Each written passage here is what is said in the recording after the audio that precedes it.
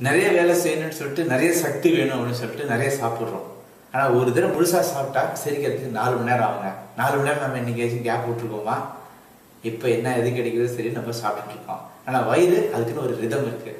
அந்த ரிதத்தைப்படி நம்ம சாப்பிட்டு வந்தோம் அப்படின்னா நமக்கு செரிமானம் கரெக்டாக நடக்கும். ஆனால் இன்றைய வாழ்க்கையில் அது சாத்தியம் இல்லைங்கிறது எல்லாருக்கும் தெரியும்.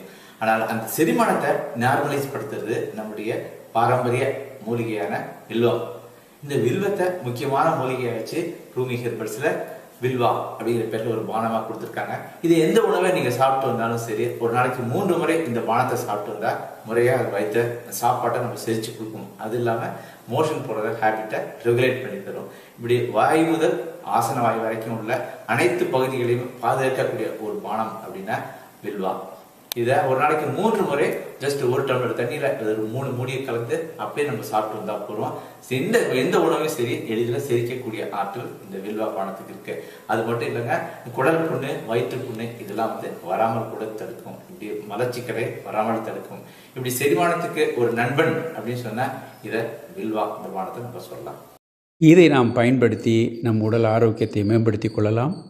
உடல் ஆரோக்கியத்தை மேம்படுத்துங்கள். வாழ்த்துக்கள்.